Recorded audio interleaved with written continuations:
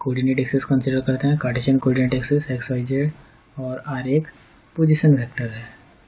ठीक है, R एक पोजीशन वेक्टर है, मतलब R vector equal to AI cap plus BJ cap plus CK cap. अगर ये R वेक्टर x एक्सिस के साथ अल्फा एंगल फॉर्म करता है, y एक्सिस के साथ बीटा एंगल फॉर्म करता है, और z एक्सिस के साथ गामा फॉर्म करता है, अगर मैं डॉट प्रोडक्ट लूँ R वेक्टर और x एक्सिस के साथ, तो मैं कैसे लिखूँगा? R वेक्टर और तो ये है मेरा आई कैप डॉट आर, तो ये होगा I cap dot I cap plus I cap dot J cap plus C I cap dot K cap, और आई डॉट जे और आई डॉट के 0 होता है, तो बचेगा सिर्फ ये, तो ये होगा मेरा आई कैप डॉट आर कैप, ये है मेरा। सिमिलरली मैं लिख सकता हूँ जे कैप डॉट, अगर मैं एक्स एक्सिस को आर के साथ डॉट प्रोडक्ट लूँ तो J cap dot R cap equal to B मिलेगा, and J cap dot R vector मिलेगा सी। तो ये तो हो गया। अब मुझे फाइंड करना है रिलेशन, जो कि एंगल अल्फा का रिलेशन फाइंड करना है आर के साथ। उसके लिए मैं एक डॉट प्रोडक्ट ले सकता हूँ। दूसरे फॉर्म में कैसे ले सकता हूँ? हमें पता है A vector dot B vector होता है ए वेक्टर का मैग्नीट्यूड, बी वेक्टर का मैग्नीट्यूड, और cos of the angle theta. Theta A और बी के बीच में कितना थीटा होता है? ठीक है, अगर ये थीटा है, अगर ये ए है, ये बी है, तो डॉट प्रोडक्ट होगा ये। तो उस हिसाब से अगर मैं फॉर्मूला अप्लाई करूँ आई कैप डॉट आर कैप को, तो आई कैप का मैग्नीट्यूड, आर कैप का magnitude cos of the angle alpha, और आई कैप का मैग्नीट्यूड 1 है क्योंकि ये एक यूनिट वेक्टर है। तो मैं रीअरेंज करने के बाद क्या मिलेगा? Cos alpha equals to A by I cap dot R, ये तो 1 है, तो मुझे क्या मिलेगा? Cos alpha equal to A by R. Similarly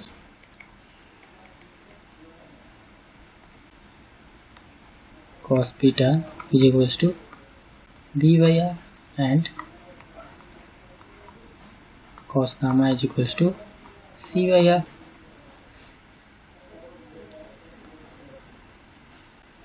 तो ये अल्फा बीटा और गामा क्या है? एंगल जो फॉर्म कर रहा है, कोसाइन ऑफ द एंगल। तो इनको क्या कहा जाता है? इनको कहा जाता है डायरेक्शन कोसाइंस, और इनको डिनोट किया जाता है DCS से, वो कहते हैं डायरेक्शन कोसाइन। उसको लिखते कैसे हैं? उसको लिखते हैं LMN से। ठीक है, डायरेक्शन कोसाइन को LMN से, मतलब इसको L लिखते हैं, इसको M लिखते हैं, इसको N लिखते हैं कोऑर्डिनेट सिस्टम में। और उसी तरह A, B और C को कहा जाता है डायरेक्शन रेशियोस, उसको ऐसे लिखा जाता है। तो अभी वापस आते हैं, तो मैं A, B और C की जगह मैं क्या सब्स्टिट्यूट कर सकता हूँ? ये है मेरा A, ये है मेरा A, ये है मेरा B, ये है मेरा C, क्योंकि मैंने पहले निकाला है कॉस अल्फा क्या होता है मेरा? ए बाई आर। तो ए की जगह मैं क्या लिख सकता हूँ? आर कॉस अल्फा, तो उसी को मैंने लिखा R cos alpha. Similarly R cos beta, similarly R cos gamma, और ये आर क्या होगा? सेम है सबके लिए, मैग्नीट्यूड है, तो बाहर चला जाएगा, तो बचेगा क्या? Cos alpha A cap, cos beta J cap plus cos gamma के कैप, और आर क्या है? मैग्नीट्यूड। तो बाकी क्या बचेगा? Direction part. तो इस डायरेक्शन को कहा जाता है LMN, जिनको हम पहले बता चुके हैं, इनको कहते हैं डायरेक्शन कोसाइंस, DCS। ठीक है, तो डायरेक्शन कोसाइंस R को मैं कैसे लिख सकता हूँ? RL के प्लस MJ के प्लस N के कैप, और मैं कैसे लिख सकता हूँ? R equals to magnitude of R times LMN। ठीक है, तो ये तो था एक कार्टेशियन कोऑर्डिनेट सिस्टम में इन XYZ सिस्टम। अगर मैं एक जनरल सिस्टम लिखूं जहां पर मेरे x के जगह मैं x1 लिखूंगा, y के जगह x2 और z की जगह x3, मतलब हमें नहीं पता ये यूनिट वेक्टर्स का वैल्यू कितना है, तो मैं इन जनरल में कैसे लिखूंगा? xi के x1 x2 x3। ठीक है, ये जो कोऑर्डिनेट सिस्टम है ये नोट कीजिए, this are always are written in superscript। इनको हम हर वक्त सुपरस्क्रिप्ट में लिखते हैं, मतलब ये पावर्स नहीं है, ये सब पावर्स नहीं है, ये सब नंबर्स हैं। x1 एक नंबर लेवल है, x2 एक लेवल है, x3 एक लेवल है। ठीक है, ये पावर्स नहीं है, पावर नहीं है। ठीक है, तो मैं कैसा लिख सकता हूँ, इन जनरल सिस्टम में R vector equals to L x1 plus M x2 plus N x3। तो देखिए ये x1 x2 x3 को मैं जनरल समीशन डालूंगा तो मैं यहाँ पर i लिखूंगा। तो उसी तरह x1 x2 की जगह मैं क्या लिखूंगा, xi। अगर मैं एल एम एन को मैं अगर डिनोट करूँ इसको, अगर L1 डिनोट करूँ इसको, L2 डिनोट करूँ इसको, L3 डिनोट करूँ, तो उसी तरह मैं यहाँ पर Li लिख सकता हूँ। तो ये Li इंटू xi हो जाएगा। देखिए Li इंटू xi, ठीक है। हम इस सब्सक्रिप्ट ओनली कोऑर्डिनेट्स पे लिखते हैं, कोऑर्डिनेट्स पे सिर्फ सब्सक्रिप्ट रहेगा। तो मैं इन जनरल समीशन डाल के कैसे लिख सकता हूँ, R vector equal to summation of i Li into xi। तो जो ये Li xi है, Li इंटू xi है, तो मैं इसको, और ये थोड़ा मतलब ज़्यादा कॉम्प्लिकेटेड हो जाएगा अगर x1 x2 x3 की जगह बहुत सारा नंबर्स लिखूँ तो, ठीक है। x1 x2 x3 की जगह बहुत सारा अगर लिखूँगा तो ये कॉम्प्लिकेटेड हो जाएगा। तो इसको रिजॉल्व करने के लिए हम आइंस्टाइन समेशन कन्वेंशन यूज़ करते हैं। समेशन कन्वेंशन में क्या होता है, समेशन जो सिंबल है, इस सिंबल को हम नहीं लिखते हैं। कब नहीं लिखते हैं, ये जो समेशन जिस इंडेक्स के में होता है, जिस इंडेक्स में होता है उसको हम नहीं लिखते हैं। सपोज यहाँ पर i है तो i पे समेशन हो रहा है, तो क्योंकि हमें पता चल चुका है कि ये समेशन i पर ही होगा तो ये समेशन सिंबल को लिखा नहीं जाता। तो उस केस में हम सिर्फ क्या लिखते हैं, इसको हम लिखेंगे इन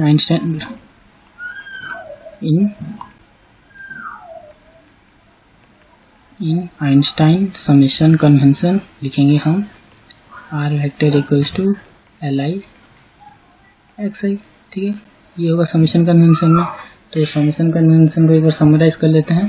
समेशन कन्वेंशन में जो समेशन में रहता है उसी के लिए हम समेशन लिखते हैं, मतलब समेशन सिंबल उसके पास होता है। सपोज ये xi लिखा है तो समेशन ऑफ xi हम जान जाएंगे, तो इसलिए हम समेशन सिंबल लिखेंगे। तो एक दूसरा एग्जांपल ये है qi। सपोज qi एक अदर क्वांटिटी है, qi को मैं कैसे लिख सकता हूँ, सपोज aij, qi एक ऐसा क्वांटिटी है जो कि प्रोडक्ट है aij और bj का। तो bj यहाँ पर देखिए j 2 बार आ रहा है, यहाँ पर भी j आ रहा है, यहाँ पर भी j आ रहा है। तो अगर ऐसे केस में जहाँ पर मल्टीपल्स प्रोडक्ट होते होंगे और मल्टीपल इंडेक्स रिपीट होते होंगे, यहाँ पर एक रिपीट बाय j, यहाँ पर रिपीट, तो इनको हम कहते हैं डमी इंडेक्स। इनको हम कहते हैं डमी इंडेक्स। तो इन डमी इंडेक्स का मतलब है कि समेशन उसी इंडेक्स में हो रहा है, मतलब यहाँ पर समेशन j में हो रहा है ना कि i में हो रहा है, ठीक है। तो हम समेशन में जब रिमूव कर दें तो aij ऐसे लिखेंगे, इसका मतलब समेशन है j है, ठीक है।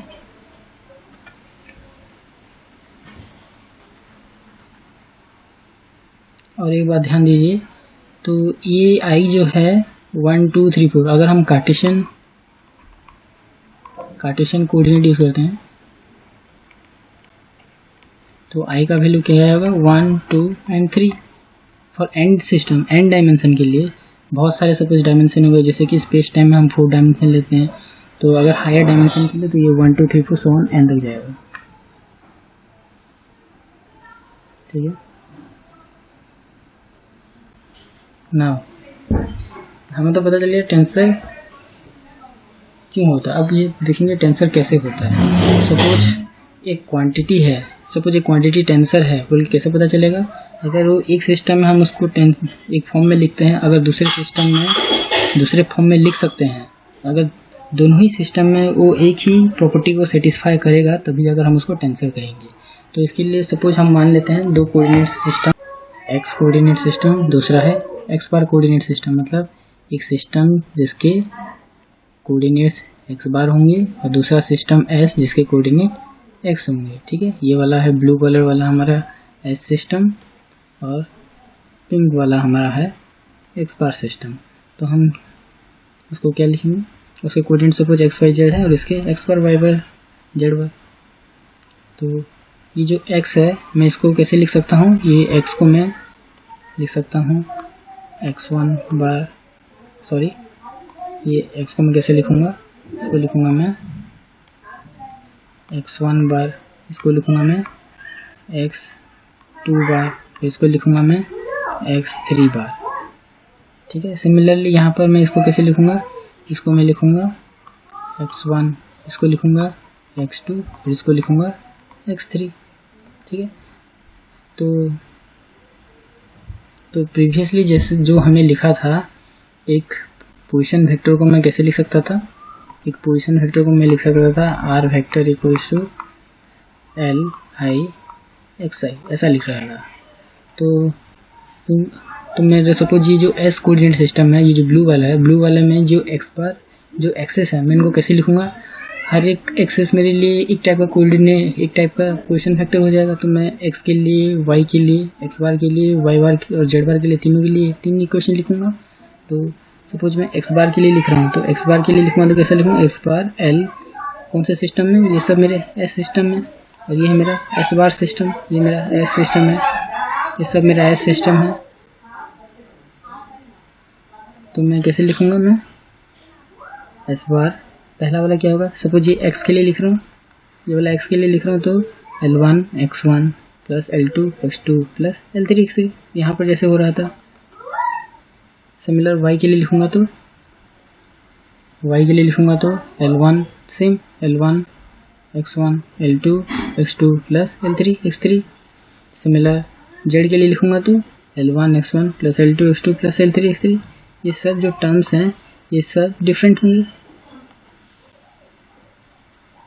These are all different terms, ये सब डिफरेंट टर्म्स हैं। मतलब ये जो L1 यहाँ पर है, ये वो L1 नहीं है। तो इन जनरल केस अगर मैं x1 लिखना चाहूँगा तो मैं 1 की जगह मैं अगर i लिखता हूँ, 1 की जगह मैं i लिखता हूँ, तो मुझे ये तो पता है ये तो i है, i x i ये सिंबल है। तो अगर मेरे लिए फर्स्ट वाला है, मतलब x1 के लिए लिख रहा हूँ, तो मैं इसको कैसे लिखूँ, सपोज 1 की जगह मैं j लिखूँगा इन जनरल, तो मैं एक एक्स्ट्रा टर्म मुझे यहाँ पर j डालना पड़ेगा। ठीक है, तो ये होगा मेरा j। ठीक है, तो x1j x2j x3j so on. तो मैं इन जनरल ऐसा लिख सकता हूँ, ये मेरा जनरल फॉर्म एक कोऑर्डिनेट सिस्टम को दूसरे कोऑर्डिनेट सिस्टम लिखने का। तो यहाँ पर देखिए ये j है, मतलब यहाँ पर j है, यहाँ पर भी j है, यहाँ पर भी j है। तो मैं इसको शॉर्ट फॉर्म में कैसे लिख सकता हूँ, x bar j is equals to l, ये तो मुझे पता है 1 1 2 2 3 3, इसका मतलब 1 2 3 की जगह मैं i लिखूँगा, जैसे यहाँ पर क्या था, वैसे यहाँ पर i लिखूँगा, i j x i। तो वो मैंने लिखा है यहाँ पर i j x i। ठीक है, ये है मेरा l i j x i। ठीक है, अगर मैं पार्शियल डेरिवेटिव लूँ, let's take partial derivative on both sides। Suppose एक वेक्टर, कोई सा भी वेक्टर, सपोज एक वेक्टर p है, p वेक्टर है in s is written as, कैसे, p vector equals to px i के प्लस py j के प्लस pz k के।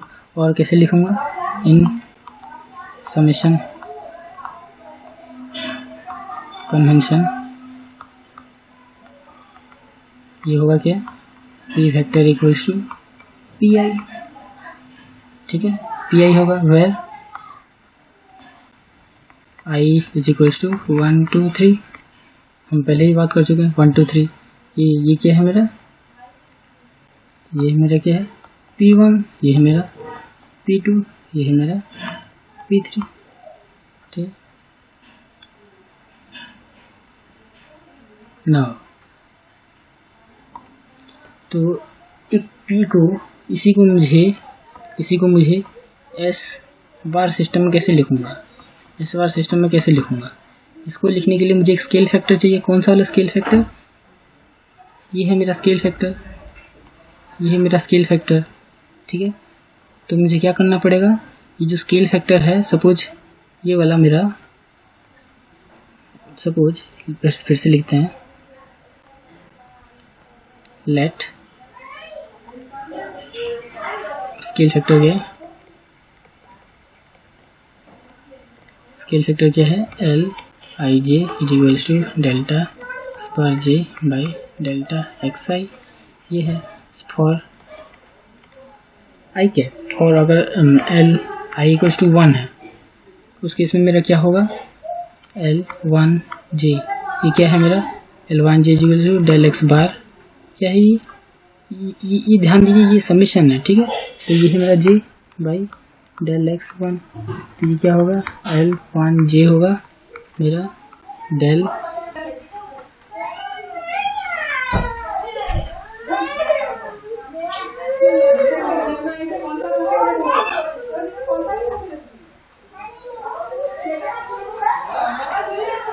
तो इन जनरल मैं एक वेक्टर को कैसे लिखूंगा,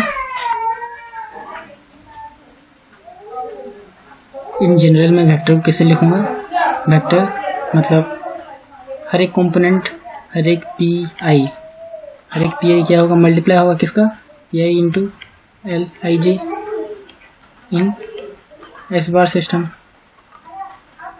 ये होगा। तो मैं कैसे लिखूंगा, हर एक कंपोनेंट मतलब ये P in x bar J system में ये क्या होगा, ये मल्टीपल होगा किसका, एल आई जे होगा, आई जे और कौन से सिस्टम में, एस बार एस सिस्टम में, जो कि एक्स आई है। और ये हर एक टर्म पी एक्स आई का मतलब क्या है, पी एक्स आई का मतलब क्या है, पी आई, पी एक्स आई का मतलब क्या है, पी आई टर्म। तो ये पी आई टर्म मैं से लिखूंगा पी आई, ठीक है।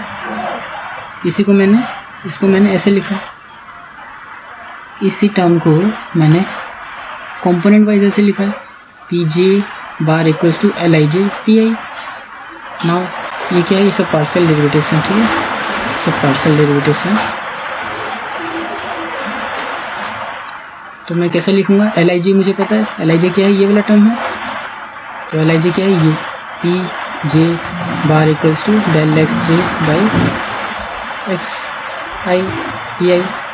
तो ये क्या है, ये है मेरा टेंसर ट्रांसफॉर्मेशन रूल, ये मेरा टेंसर ट्रांसफॉर्मेशन रूल है for rank 1 vectors. Similarly rank 2 के लिए मैं कैसे लिखूंगा, रैंक 2 में क्या होगा, 2 इंडिसेस। तो सपोज ये है 2 इंडिसेस पी ए बी को मैं कैसे लिखूंगा, जो रहेगा यहाँ पर डेल एक्स। अच्छा ये कैसा होगा, ये होगा P A B equals to L ये होगा एल होगा आर ए, और एल की जगह हम कोई दूसरा सिंबल लेंगे, सपोज एस क्या होगा, नहीं एस नहीं लेंगे, हम लेंगे सपोज टी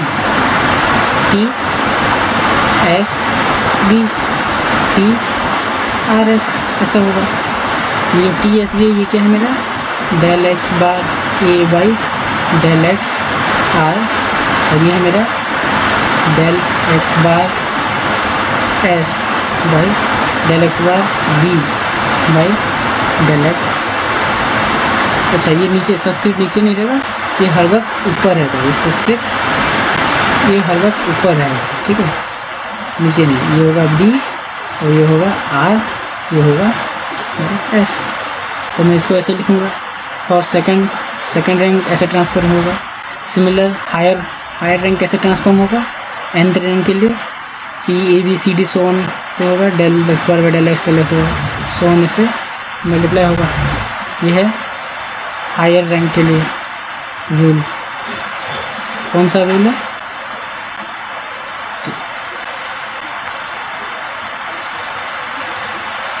रूल। तो एक टेंसर कैसे ट्रांसफॉर्म होगा, अगर एक क्वांटिटी इस फॉर्म में ट्रांसफ़र हो पाता है, इस फॉर्म में ट्रांसफॉर्म हो पाता है एक कोऑर्डिनेट से दूसरे कोऑर्डिनेट में हम जब लिखते हैं तब हम उसको टेंसर कहते हैं। ठीक है, तो क्या लिखूंगा मैं, whenever a quantity follow this rule, follow tensor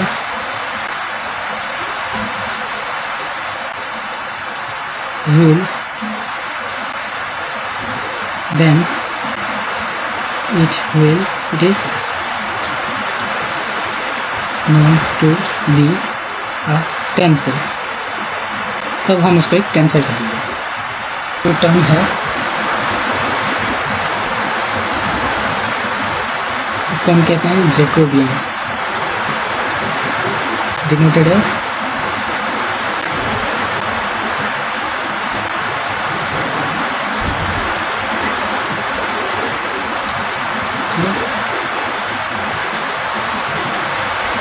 ये जो टर्म है इसको हम जैकोबियन कहते हैं, डिनोटेड एज कैपिटल जे। ठीक है, कैपिटल जे से डिनोट करते हैं। और ये कैपिटल जे कौन कौन से वैल्यूज मिलके बना होगा, ये मिलके बना होगा A B C so on two, ये होगा R S T so on. और सपोज एग्जांपल ले लें एक सेकेंड रैंक टेंसर, नहीं पहले इसको हम कैसे लिखेंगे, इसको लिखेंगे P A B C D E, ये क्या होगा जे ऑफ ए बी सी, तो ये होगा R S T so on. और एन के लिए तो ये होगा P of are S T so on. तो एक सेकेंड रैंक के लिए कैसे लिखेंगे,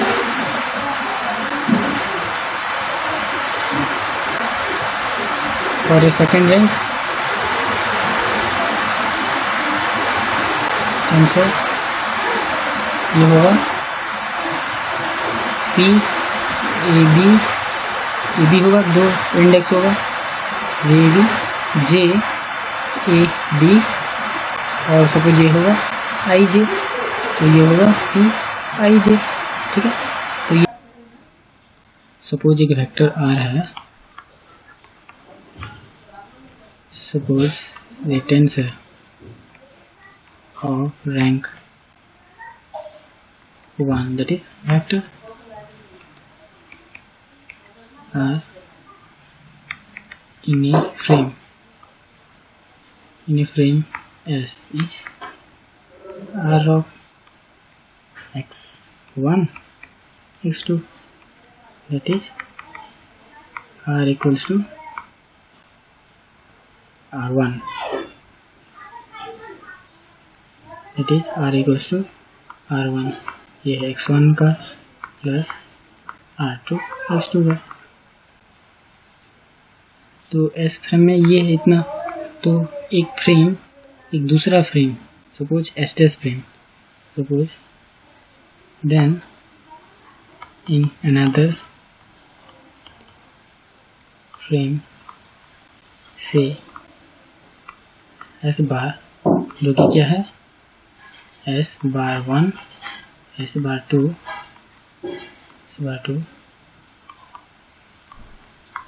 then the same vector is written as R equals to R bar of x। Short form में कैसे लिखूंगा, शॉर्ट फॉर्म में लिखूंगा इसको R I, ये क्या होगा बार I, ऐसे होगा। और कैसे लिखूंगा R I बार। ठीक है, इसको ऐसे लिख सकता हूँ। अब मैं देखूंगा नाउ, तो हमारे पास दो सिस्टम है, एक इन S फ्रेम और सिस्टम R क्या है, R vector equals to R I, that is R of xi, and in S bar frame ये है R vector equals to R J सब कुछ दे।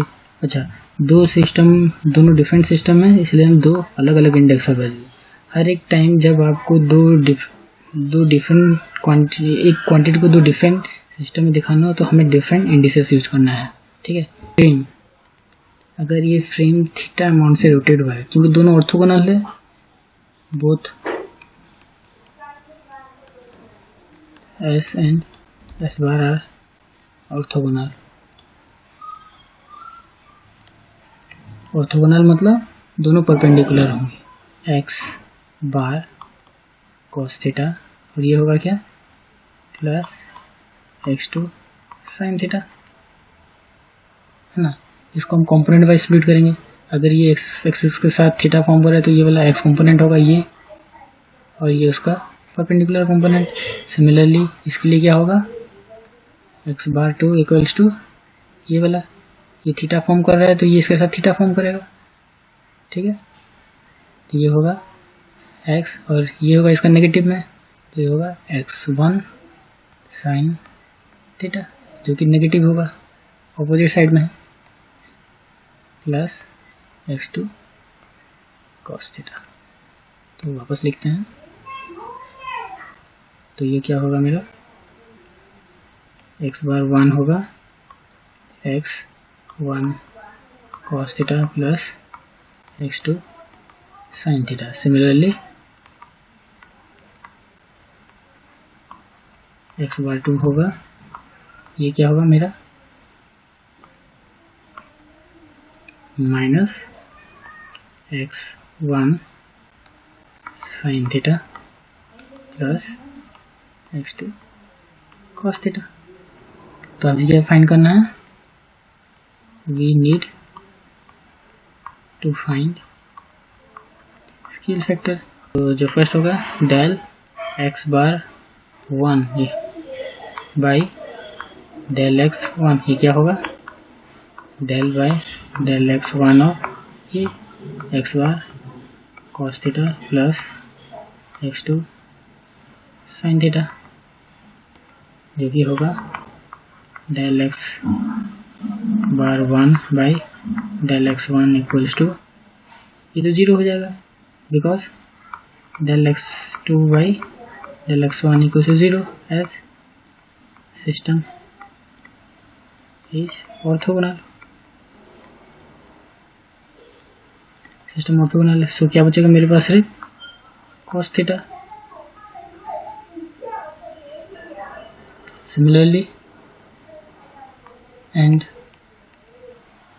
Del x bar 2 by del x1, ये क्या होगा, माइनस, अच्छा फिर से लिख लेते हैं इसको, डेल बाई डेल x1 और minus x1 sine theta plus x2 cos theta.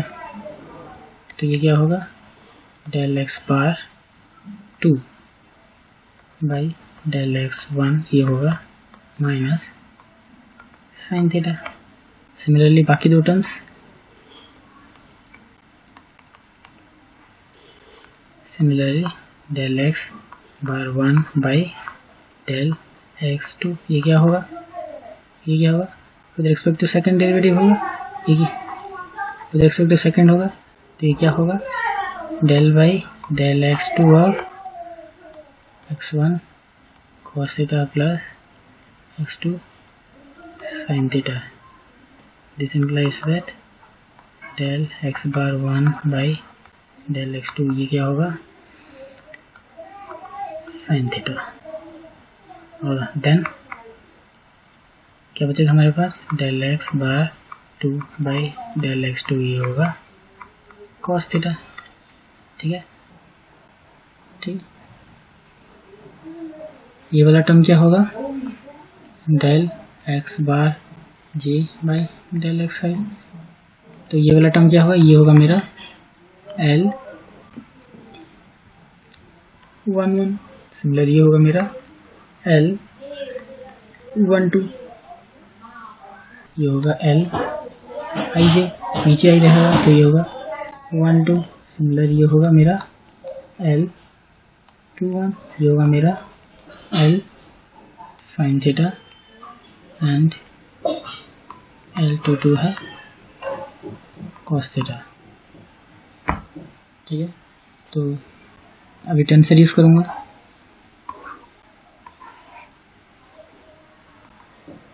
Using transformation rule, R vector क्या होगा, R bar J is equals to, ये क्या होगा, एल आई जे आर आई, ये है। तो ये एल आई जे क्या होगा मेरा, ये क्या होगा, जैकोबियन। कौन सा टर्म, ये वाला टर्म मेरा जैकोबियन है। ठीक है, तो मैं इसको कैसे लिखूंगा,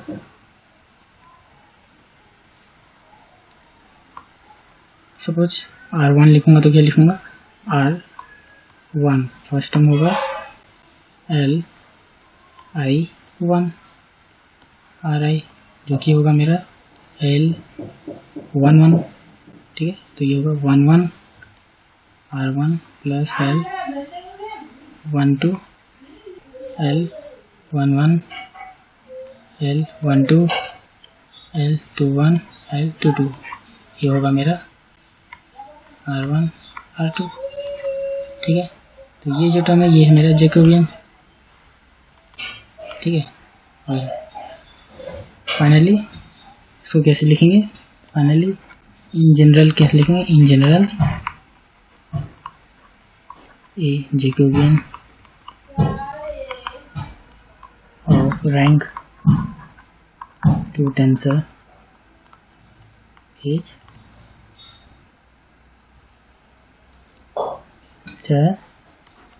L11 L21 L12 L22, जो कि क्या होगा, delta x bar 1 by delta x1 delta x bar 1 by delta x2 delta x bar 2 by delta x1 delta x bar, ये 2 की जगह 2 by x2। Jacobian J is equals to delta